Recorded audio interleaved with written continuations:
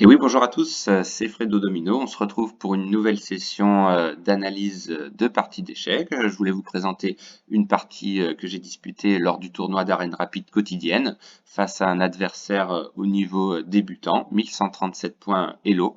Mon adversaire a les blancs, j'ai les noirs. On arrive au 8e coup de la position. Et là, on voit dans cette position qu'il y a plusieurs menaces.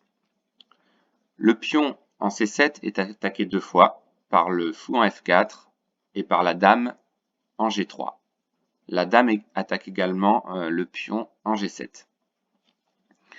Donc, dans cette position, je vais vous demander tout simplement de me trouver quel est le meilleur coup pour les noirs. Et voilà, on se retrouve tout de suite.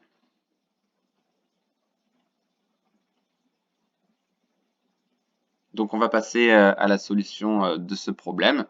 Donc, dans cette position, il n'y avait qu'un seul coup possible. C'était de jouer cavalier H5.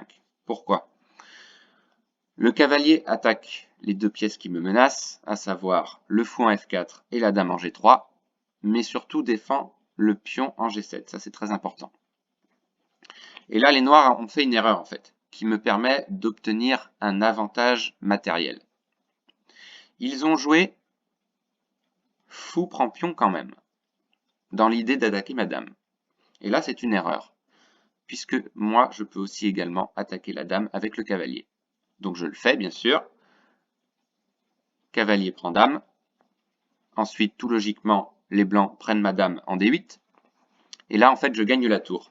Tour contre cavalier. Donc, c'est un avantage matériel. Ensuite, on continue la position. Fou prend fou, logique. Et enfin, roi prend fou. Alors, ça ne veut pas dire que dans cette position, j'aurais forcément gagné la partie.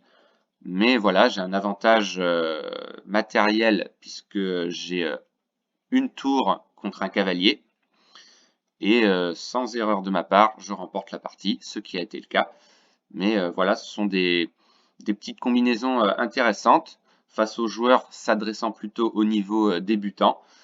Et voilà, mon adversaire est tombé dans le piège en prenant tout simplement le fou, en prenant tout simplement le pion en C7 avec le fou. Voilà, j'espère que vous avez aimé cette analyse brève, mais qui peut être toujours utile dans une partie. Donc je vous dis à très vite pour d'autres problèmes d'échecs et d'autres analyses. Ciao, ciao!